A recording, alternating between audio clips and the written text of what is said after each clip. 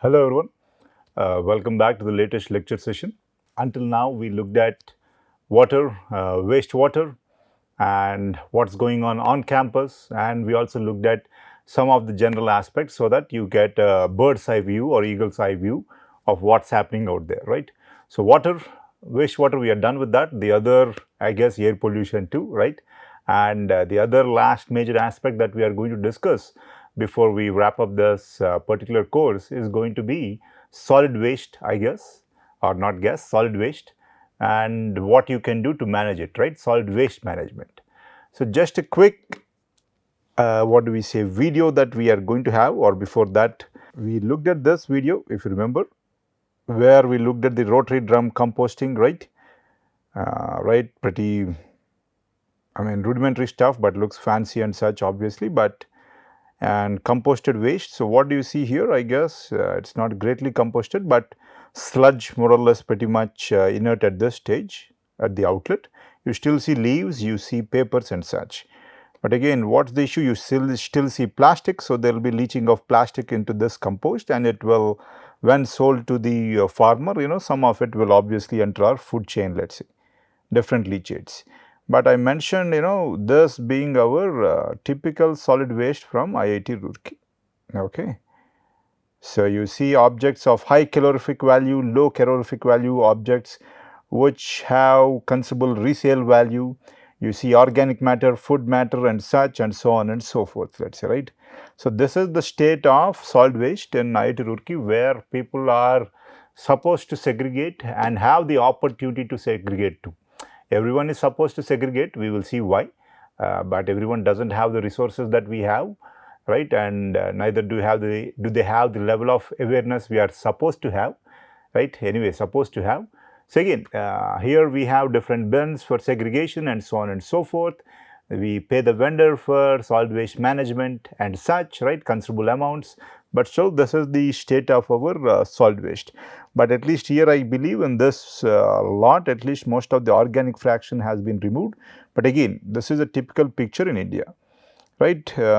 Let's just get or look at one other aspect here. So that rotary drum composter that we looked at, rotary drum composter, right, again aerobic process, right, it just fastens the process. Its capacity is 200 kgs per day. You can load 200 kgs of waste per day. And what's the waste generated by IIT Roorkee now? Anyone? I guess I was trying to get a more accurate picture. It's around 5 to 6 tons. 1 ton is 1000 kg tons per day, right? And so as you see, you understand the issue out here, and we pay a vendor lakhs or maybe I am not sure crores of rupees to take care of this waste. As I just mentioned, it's taking care of the waste, not really managing the waste, because I heard reports, but in this forum I don't want to speak that out here.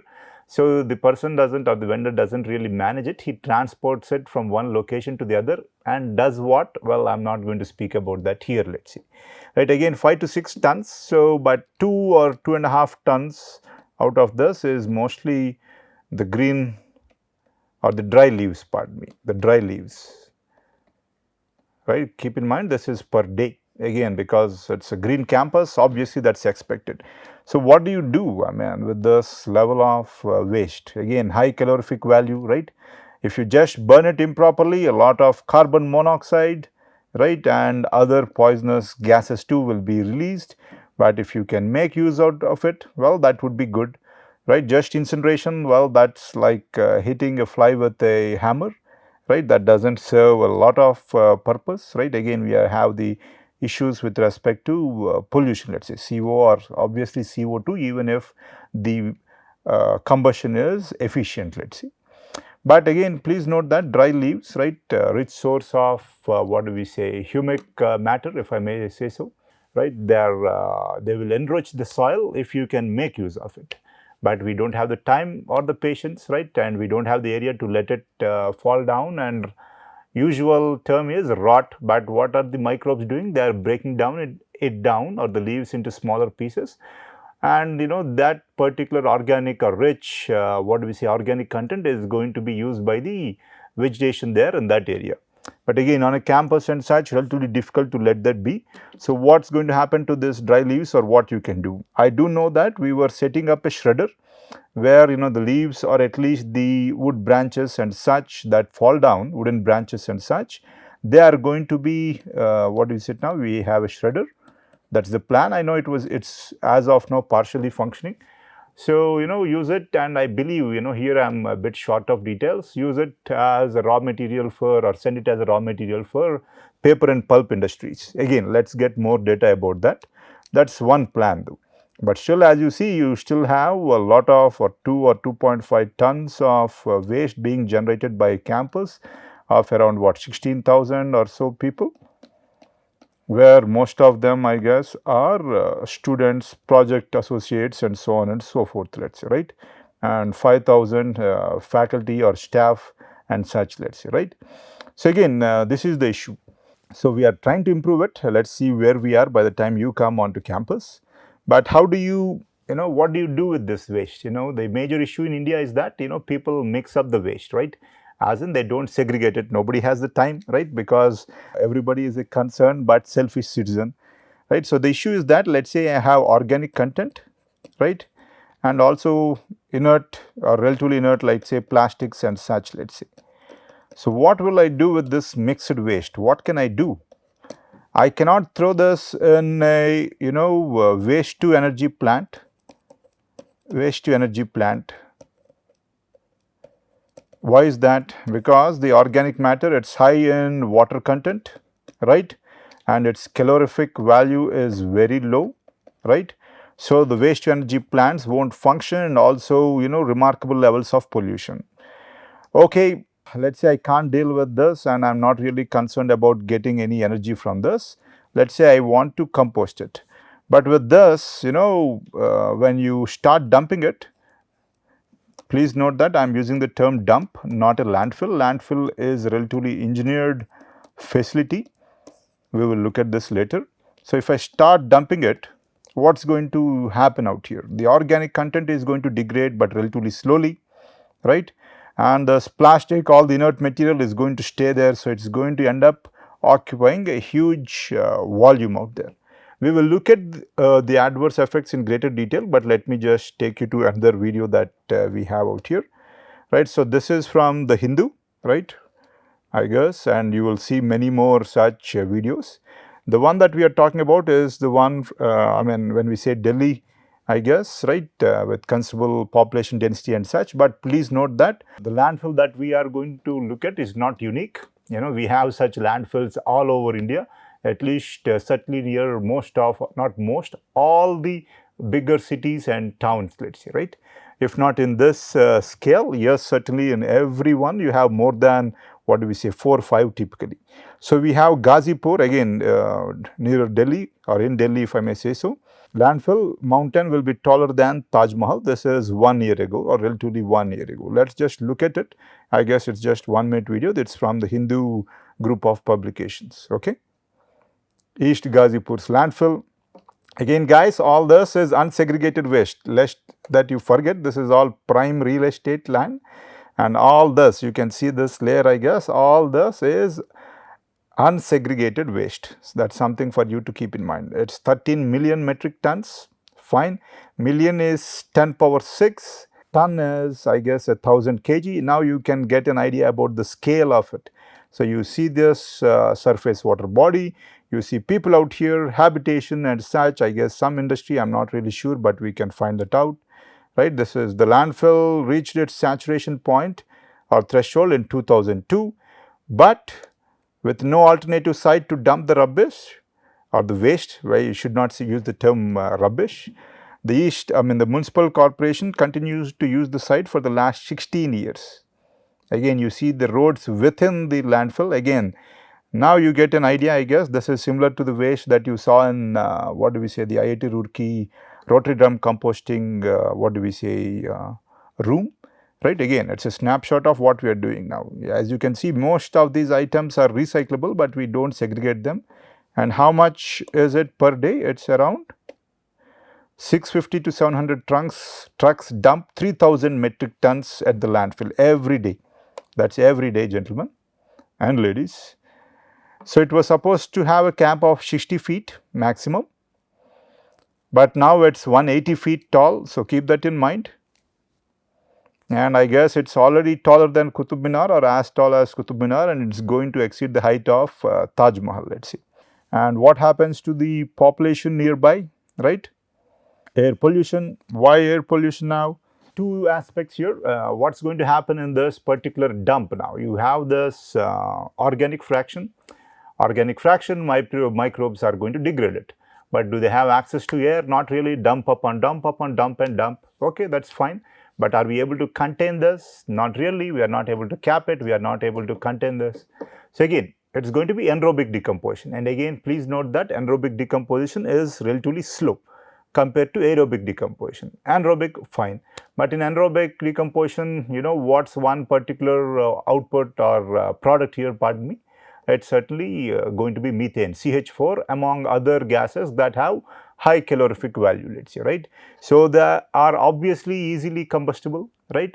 And now, you know, hot conditions or any sparks or, you know, any conditions that can trigger fires lead to fires. So fires sparked by this methane gas, which is a byproduct of anaerobic decomposition, you know, obviously leads to considerable pollution out there, right? And you have all kinds of plastic and such. So breathing in this area is, I guess, pretty much impossible, right? And again, what does it lead to? Within some study looks like says that within 5 kilometers, people are experiencing remarkably high levels of what do we say, adverse effects, including cancer, right? So let's go back to where we were. Right, so that's again just one landfill, and I guess, you know, relatively bigger, but again, most are still 100 feet or so. So what to do with them? And we are piling up waste left and right. Everybody buys stuff on Amazon and so on and so forth. You have a lot of packaging material. You don't segregate the waste. You know, nobody has the time or resources, right? It again takes time and resources to, you know, segregate the waste. So again, it has to only be, I mean, what's the answer here or what's the solution, pardon me? It has to be awareness, and through awareness, people, you know, starting to segregate their waste. Then, you know, this particular landfill, which is now occupying or being taken up by both this inorganic fraction or inert fraction, let's say, or non-biodegradable fraction, that's the right term here, and biodegradable fraction, which is relatively less, will only be taken up by the biodegradable fraction. And, you know, we can degrade that, we can cap it, right, scientifically and such. Again, the volume will be lesser. Over time, the volume will also decrease as it degrades, let's say, right. And this non-biodegradable fraction, paper, cardboard, you know, other aspects, plastic and such, they can be recycled and put, you know, you are going to have value brought into the economy here. How are we getting these products? Most of these are from, let's say, you know, byproducts of what do you say, the fossil fuels and such, right? Again, you can cut down on this, the relevant emissions and such, right? So you see that, you know, our actions obviously, you know, bite us in the back. But what's needed, I guess, enforcement, awareness at a greater level, right? And also, you know, last mile connectivity, as in just having a bucket there doesn't help, because somebody has to come in with a particular equipment that will allow for segregated waste to be collected. It needs to be taken to a transfer station and then to a landfill and so on and so forth. Again, there are different such issues.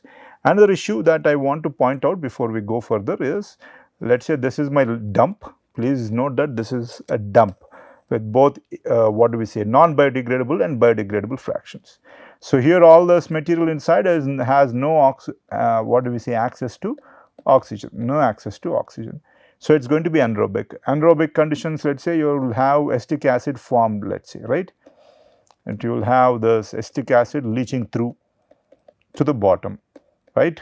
So just acetic acid also can, you know, go to the groundwater, and it's going to be taken over long distances and such, let's say. So let's say this is my soil surface, let's say, right?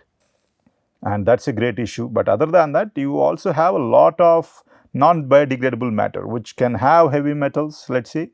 But heavy metals, when coming in contact with what is it, acids, they can dissolve, or they are made more soluble. Speciation can change.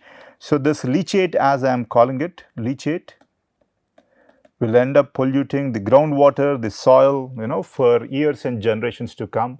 and that's what we are already, not already, we are already suffering from, right? So that's the, you know, another aspect obviously. And obviously air pollution, right? Different forms of gases, let's say, are released which are remarkably toxic to human beings. So you have ground pollution or groundwater pollution, soil pollution, air pollution, and also taking up what do we say, prime real estate and such, right? So let's move on and start looking at some of the aspects. We'll just look at them relatively briefly, let's say, right? And then we'll look at what can be done. So again, we are looking at solid waste management. I guess now India more or less is a litter box. You go to Haridwar, you go to Rishikesh, Haridwar, right? It's Hari ka Dwar, right? Even there, I guess, you know, what do we see? More or less similar sites. But again, this is not from Haridwar, but you can expect this, I guess. So people don't know what to do with their waste, and now they are just dumping it and dumping it here. So definitions and such, but obviously, as you will understand, you know, I'm not one for mugging up such definitions. But in general, when I say last mile connectivity, what are we looking at? We first want to control or minimize the generation of the waste in the first case, right? Okay, so if not minimize, I can manage the generation. Then I need to store it in the right manner, right? When I say right manner, before it starts degrading and such. Collecting again before it starts degrading, transfer stations. And one aspect will, I think I have a small numeric on this. You know, you are going to have trucks transporting it. Nobody wants to live near a landfill, right? Even this landfill was in the outskirts of Delhi, but now obviously Delhi obviously grew exponentially now, right? So again, now it's much bigger. So you have issues with that. Nobody wants to have a landfill. Everybody wants the landfill far out of sight and out of mind, right? That's the principle: out of sight, out of mind. So you need to transport this waste over a huge or large distances, right? So that's something that again leads to considerable, what do we say, expense, right? It's all about money and resources that can be used elsewhere. And then processing and disposal of waste, right? So these are the major aspects. So typically, what is it that we want? Waste is generated, handled, separated, and stored at the and processed at the source, right? At the source itself. So collection, transfer and transport, segregation and processing, and transformation of the biodegradable solid waste, or if it's non-biodegradable, well, you are going to have different ways to either recycle it or what do we say, process it. And in India, let's say, obviously, what are some of the burgeoning causes of pollution? It's disposable materials. You know, this can be my toothpaste, what do we say, tube, right? And you think that it's recyclable, but nobody is going to open up the tube, clean the paste, and reuse it. That's not going to happen. I think we saw this in the case of the waste from the US and most of the Western countries, right, being shipped to China and maybe initially India also. And now once they said no, now going to the other Southeast Asian countries, and once they said no, going to Vietnam, right? So even though we say recycle, you know, we already looked at the relevant issues. And then excessive packaging, right? You have, let's say, a small, what do we say, packet. It contains a bubble wrap, plastic, and then cardboard box. Again, all these lead to relevant issues, let's say. And another aspect obviously is we have had or still experiencing the effects of explosive growth in population, and more importantly lifestyles. Now it's not mostly rural, and we are now, what do we say, living a more what do we say, urban lifestyle, or experiencing a more urban lifestyle, everyone. So that obviously leads to a considerable increase in municipal solid waste, let's say, right? Obviously this is what we have. I should have had better pictures, but well, that's what we have, changing lifestyles. And when we say types of solid waste, we just have to look at this. And gentlemen and ladies, one aspect here, you know, the government, at least India, at all levels, state, central, district, you know, everywhere, is remarkably concerned with solid waste. So if everyone, solid waste management is, if anyone is thinking about being an, or, you know, getting into entrepreneurship or becoming an entrepreneur, you know, this is one aspect that you can certainly get into. And there is a huge scope for this, and let's say at least 2-3 generations, or for 2-3 generations down the line. It can be with respect to just recycle of the non-biodegradable material, or let's say degrading the biodegradable material, or managing the waste holistically, right? Anyway, we will look at it there or later, pardon me. So packaging material, hospital waste, the issue is that they are supposed to be covered by biomedical waste and such. They are supposed to be incinerated, but again hospitals, they are going to have to bear costs. So what do you see if you go near different hospitals dumps? You will find syringes, needles, again used on people with viral infections and such. Disease spreads, and you always hear of cases of body parts being out there in the dump, again infection, and so on and so forth. So that's one aspect, but obviously not a remarkably major aspect with respect to volume, but with respect to adverse impact, obviously this is remarkably important. And another is this construction and demolition debris or waste, let's see. And why is this? Because right now almost 40% of our wastes are from construction and demolition debris. And recently I was visiting, or was part of a seminar in Bangalore, where the Korean companies who were into construction and demolition debris, let's say, were involved, and they mentioned that they were the most profitable industry, not industry, I guess, environmental engineering related industry in South Korea. So there is considerable scope in recouping either material or using recycled aggregates. Again, entrepreneurs, that's one aspect for you to look at, let's see, right? You can either recycle the waste, or at least you should look at getting back the resources, that at least part of the resources from your demolition, let's say. Municipal services, obviously wastewater treatment plant waste, but these are relatively limited. Industrial waste, yes. Agricultural waste, yes, but mostly we are concerned with these three aspects, let's say, right? So let's move on. So domestic waste, obviously what you know, right? And we are concerned about foodstuff, vegetable choppings in the kitchen, cloth cuttings, sweepings from the streets and shops and such. Medical waste and such, we are not going to discuss this in detail, right? Types of solid waste, right, rubbish and such, but let me move on to where I have the characteristics, right? Okay, this is what I have. Composition of solid waste in a typical Indian city, right? What do we have? We see that 50%, I guess, typically it goes to as high as 60% also, if I am not wrong. It's mostly food waste, garden trimmings, and more importantly biodegradable waste. 50% is that. And then construction debris waste, they have it at 30%, but to my knowledge it was around 40% in the landfill anyway. So inert silt construction waste, again a resource which is being dumped out here. And then you have different kinds of waste, but if you look at it or pay some attention, you will see that most of it can be recouped. So I'm almost out of time, and I did promise that we will briefly look at the anarchy, right? The period when the British took over, or when we fell into anarchy, and powers that had, or that were more powerful, if I may say so, and were entrepreneurs, if I may say so, were able to take this opportunity, right? So let me just go back there and wrap up this session. Let's go back to this particular slide.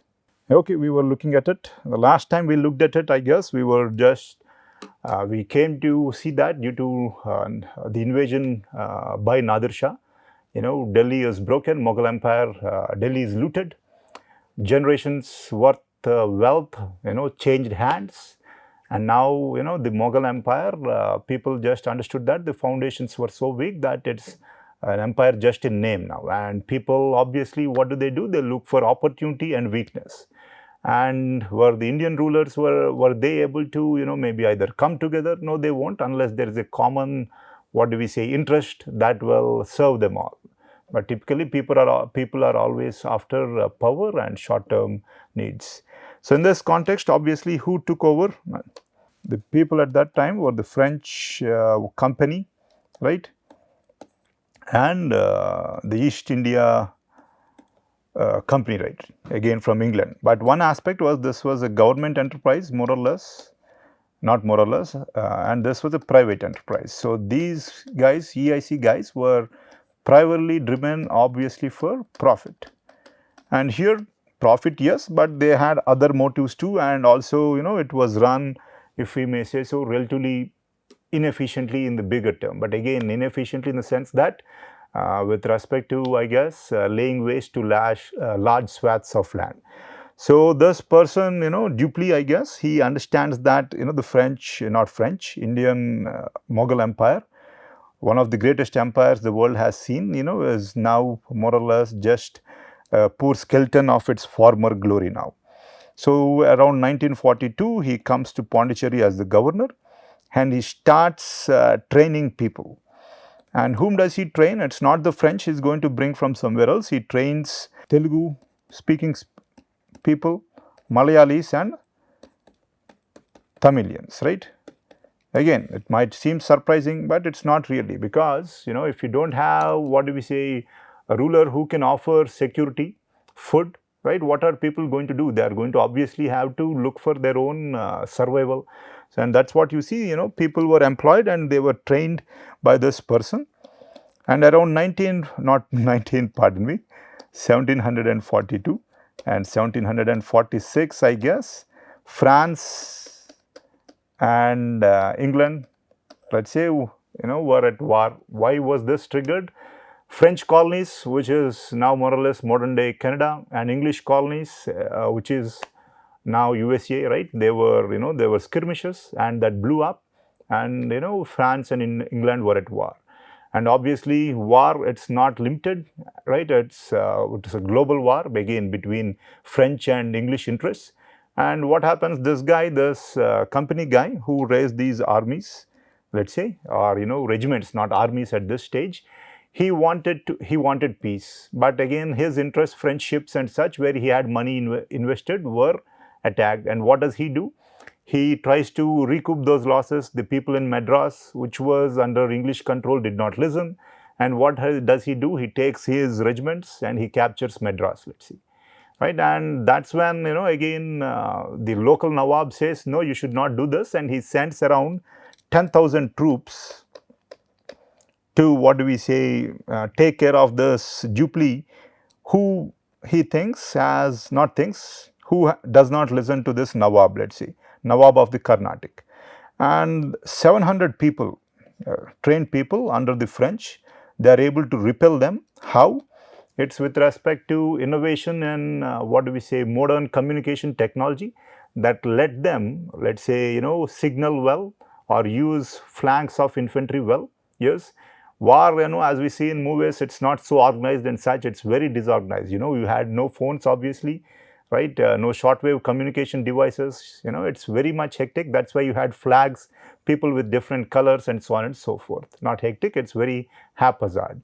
So again, but again, not just communication, they had modern flintlock muskets, artillery which could fire accurately. So from the accounts, let's say, 300 people died here and 2 people were dead here, and everybody fled. And that's when everybody realized, obviously, clearly, that modern European fighting techniques and what do we say, armies were much more superior to the traditional armies, even in India, let's see. People were afraid because even as late as 1687, Aurangzeb's armies vanquished, what do we say, the armies sent by East India Company. So people were afraid. But by 1746, and with these events, people were now very clear that, it's not something to be afraid of, right? Mughal Empire is just a skeleton. Again, people are always looking after their interests. That's what I'm trying to point out here. So what happens after this? Again, there is a peace, and then I guess the British get back Madras and such, right? East India Company gets back Madras and such. In the meantime, though, before all this happens, what happens is that somebody in 1755, I believe, 1755, a spy, spots, I think 16 or 18 French Navy ships and such, ships of the line, I believe that's what they're called, departing somewhere. And typically, I guess, he expected that they were going to go to attack Bengal or Calcutta, so to attack English interests. And while this turned out to be false, right, the British, what did they do? They sent reinforcement to India, let's see, right? Let's just look at the figure if I have, right? So neither did the French ships come to Pondicherry or any of their bases, they went somewhere else. But because of the evidence, they believed that again the French were going to attack British interests in India, and so the British sent their own, what do we say, ships and army. Now this time it's not just the East India Company's army, but even some of the regular British army. How did that come into play? Because until now it's not the British government, it's only the who now? East India Company people. How? Because what's happening here, East India Company, while trading in India or through Indian resources and such, is very rich, remarkably rich, the biggest corporation in the world at that time. And so its stock price increased. And who were the stockholders or some of the people who invested in this particular enterprise? It's the parliamentarians in Britain, let's say, right? Or in England. So they obviously do not want their personal fortunes to fall down. So obviously they again lobbied and were able to send some of the British reinforcements to India, let's say, right? And in the meantime, we have other aspects happening, as in now Dupleix, the French person that we talked about, understands that, he can, what do we say, control or, defeat large armies with his modern, well-trained European armies. Again, it's not mostly European, it's again people from India, trained by Europeans with modern equipment, let's say. Again, here we see entrepreneurship, we see innovation, and obviously we see people taking care of their grabbing opportunity. And he now starts, what do we say, lending his armies out, makes a lot of money, right, or gold rather, I should not say rupees, right. And similarly, the British also start copying that, and now, you have the Carnatic wars and such. All that is fine. But what happens over this time is Bengal, the richest province out there, and again Calcutta, let's say, people are flocking to Calcutta. Again, why is that? Or even Madras, let's say, why are they at this point flourishing cities now? Delhi, not really, not anymore. Why is that? Because people crave for security, right? And when there is death and plundering all around, people obviously crave for the security that was offered by Calcutta and Madras, and obviously there were many traders and such who moved in or who migrated out here, right. So that again is a flight of brain, I guess, again brain drain, if we may say so, and also relatively less taxes and such, let's see. That's one other thing. But again, what happened was that, as we mentioned, in 1755, I guess I have a different time here, 1760 though. 1755, what do we see? We see that the Marathas now are able to occupy a larger area. I do have the map from, I guess, 1760, but again we are still in 1750 when Delhi was not yet under nominal Maratha rule. Marathas, light cavalry, right, and they did not want to have the Mughals or the traditional Mughal army gain any resources from the land. So what did they pursue? They pursued what is called a scorched earth policy. So again, resources burnt down and such, militarily remarkably good. But again, who is affected? The people, the villagers who are killed by their hundreds or thousands, let's say. That's something obviously that always occurs in wars, but that was the state. So what happens here? These Calcutta guys, they start building up their walls, and the Nawab there, Alwarddi Khan, he doesn't like that. And he was typically a good gentleman or ruler, but whom did he groom? He grooms a person, I'd say, who turns out to be a psychopath. Who is that? That's Siraj-ud-Dawla, I guess. Again, I guess you see how the parties are. Just from Aurangzeb times, which when we saw the Mughal Empire at its peak here, 1707, by 1750, we see that it's broken up and its anarchy is the order of the day, right? Again, that's something we will look at briefly in the next session because I am out of time. And as usual, thank you for your patience.